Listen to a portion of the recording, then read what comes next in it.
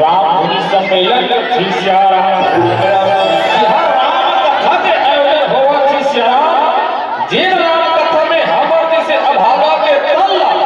धन्य करे के अवसर दे हो कहे सियारा एक बार आप जम्मू के श्री चरण कमल में ये लड़का का हलकोना दरबा प्रणाम है थी सियारा आवाज सियारा ये मानो के तल बड़ा भाग्यशाली के है सियारा गोस्वामी तुलसीदास जी है रामचरितमानस में सुंदर बखान करे है का रामा पावे भाग्य मानो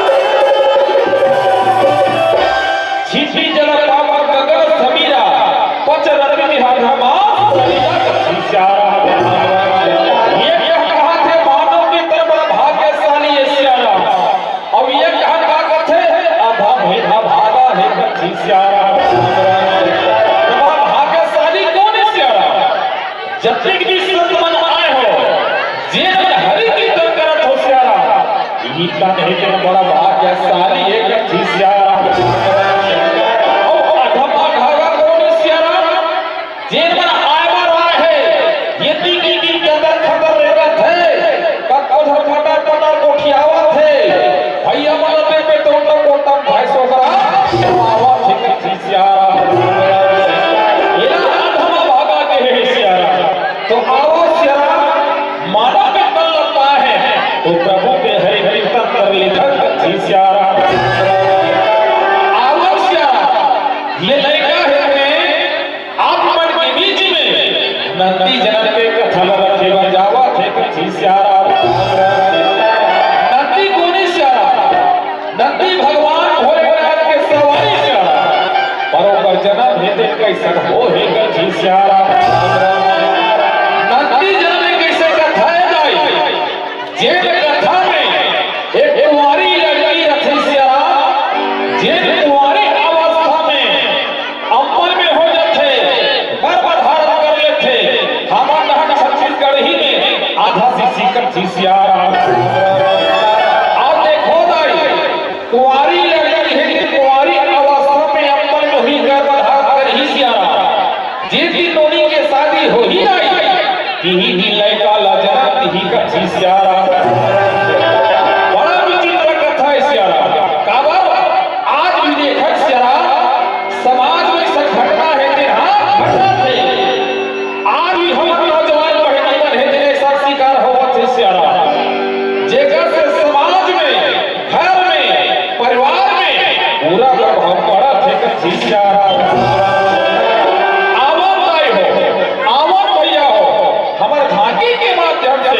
हमार कथा के माध्यम से सीख लेबो कर थी सियारा और भाग्य पावन सियारा सियारा सियारा मेरा एक समय की बात है सियारा काशीपुरी नाम के नगर रहे सियारा जहाँ के राजा के नाम है राजा चंद्रसेन थी सियारा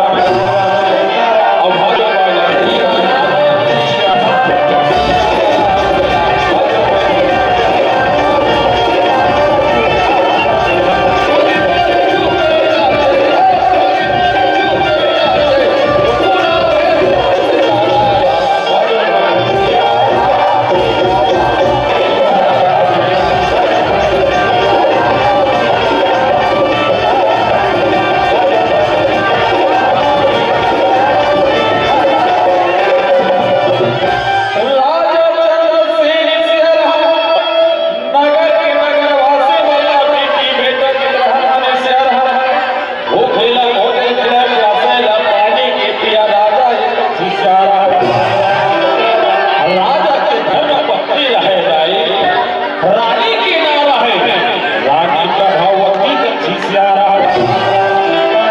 रानी प्रभावती पराक्रमी वर्ता नारी जाई पति के चरण में सेवा बजावत है कच्छी सियारा ऐसे राजा रानी रहे राजपाट ला जनावत रहे सियारा राजा है तेरे मंत्री लगी है लक्ष्य ये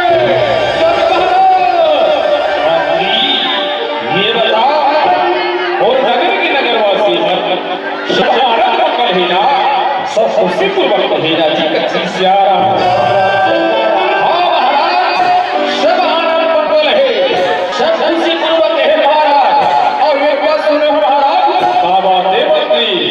हमारे नगर के नगरवासी बना आपला राजा नहीं बल्कि अपना देवता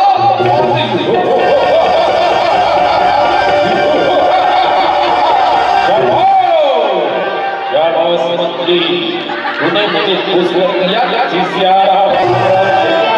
तो ही काशीपुरी में ये त्योहार है तेरा इच्छा मांगे पर पहुंचा थे कच्छी सियारा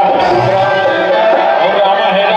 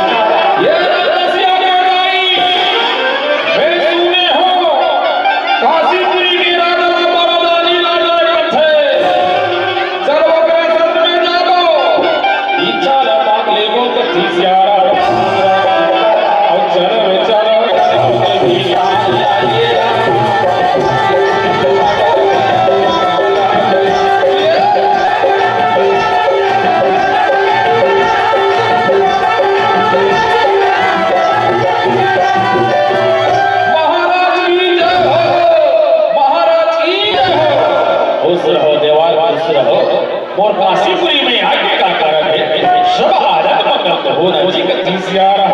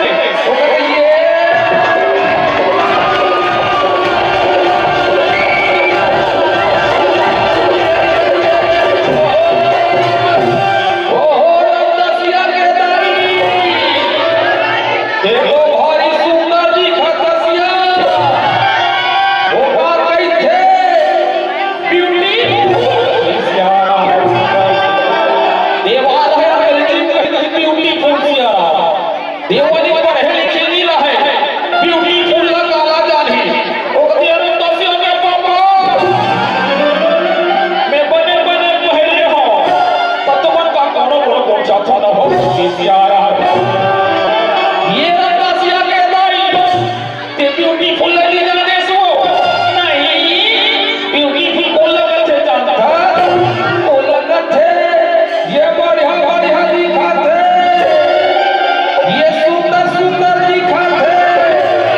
तिलक ब्यूटीफुल सियारा आई तो मैं ब्यूटीफुल दिखता हो सियारा और वही ते ब्यूटीफुल दिखता अब एक काम कर दो चल तेरा नहर जाबो काबर तेरा में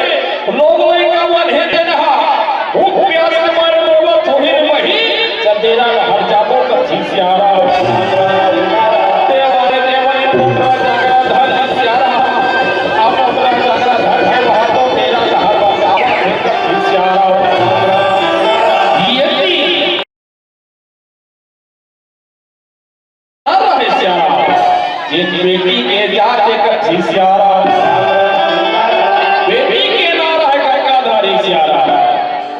पर बेटी के नाम गंगाधारी काबर पड़ी सियारा गंगाधारी के मां रहे नाई जब गंगाधारी लग पेट में रखे सियारा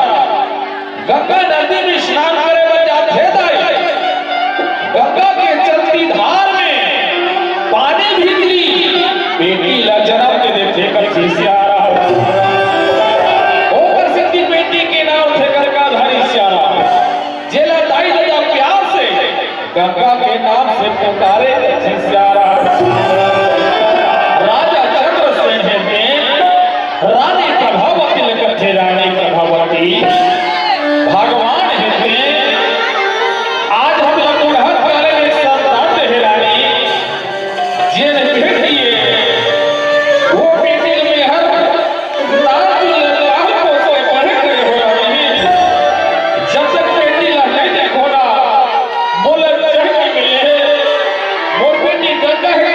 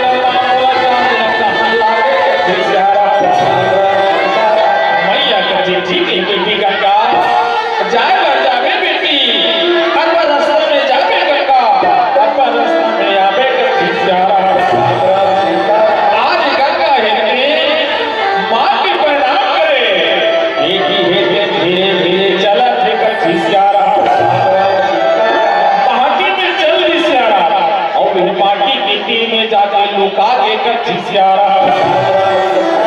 यदि राजा चंद्रसेन है तेन जब बेटी गंगा ला देखेगा तो सोचे मन लगे कथे भगवान आज तो बेटी गंगा ला देखो जिन 16 वर्ष की हो गए हैं शादी को योग्य हो गए प्रभु जेन बेटी ने मेहर नाच ले लाल को से बड़े करे हो माली मोर नजर से कभी होला ओझल होय बर नहीं दे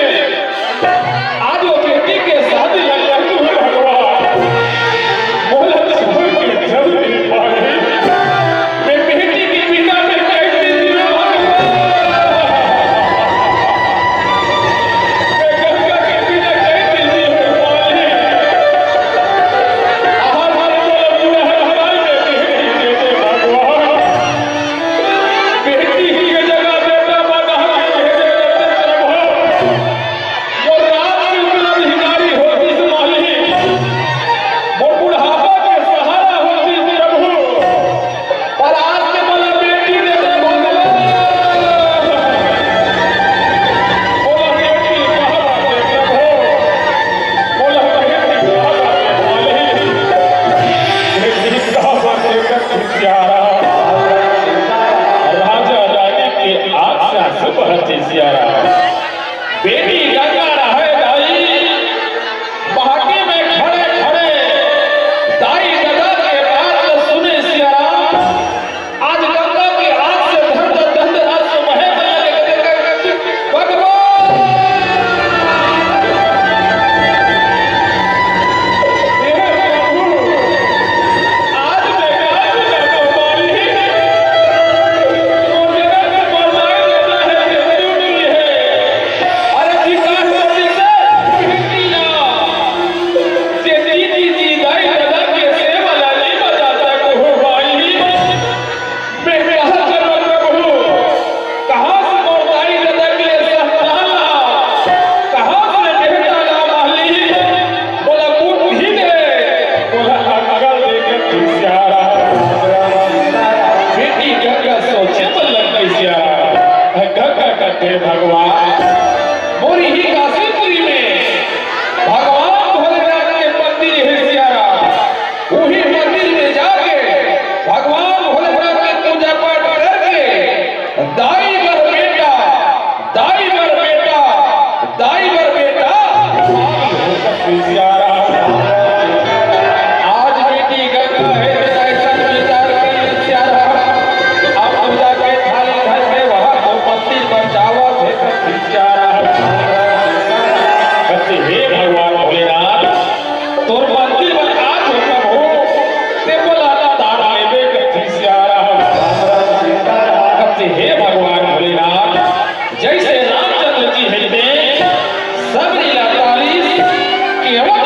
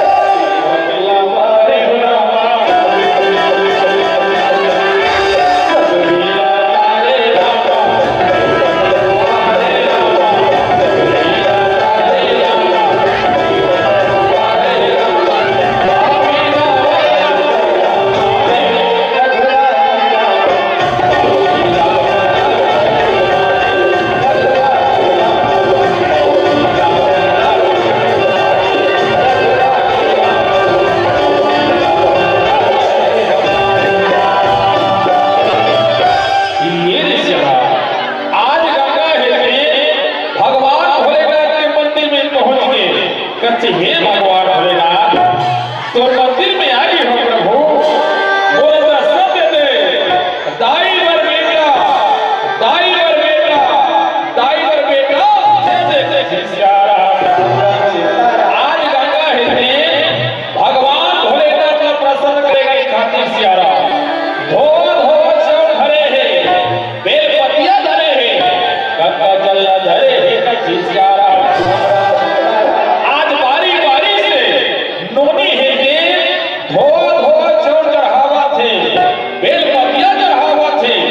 गंगा जल में नहावा थे कच्ची सियारा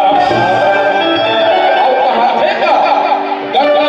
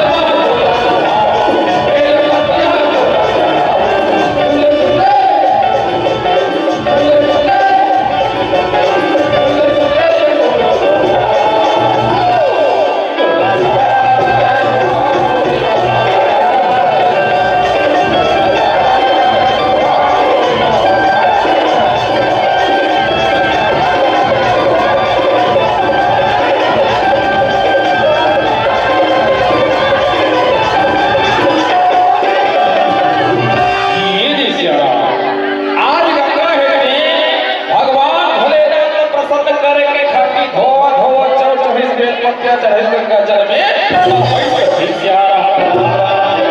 हर भगवान भोलेनाथ हे दर्शन दीजिए सियारा गंगा कहते हे भगवान भोलेनाथ ऐसे मोर पूजा पाठ में क्या गलती हो गई प्रभु जेकर कारण से बोला दर्शन दीजिए थे भोलेनाथ बोला दर्शन दे दे दाई वर बेटा आभार भाई बोला दे दे कच्ची सियारा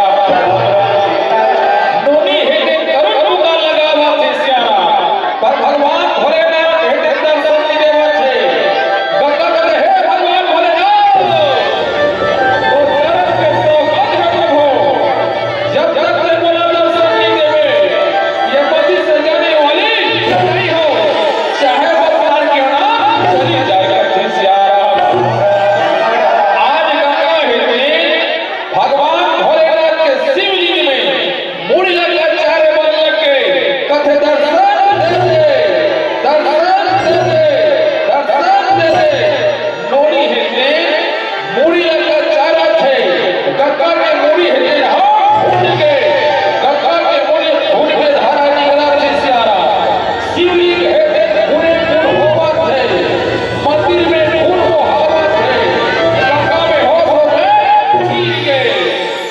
जैसे बेहोश होके गिरे शराब आज गंगा के मुख ले यही शब्द निकला थे बेटा बेटा बेटा दे दे कच्ची सियारा प्रभु लोहा लगावा थे कहा थे का पानी झूठा सही दुनिया को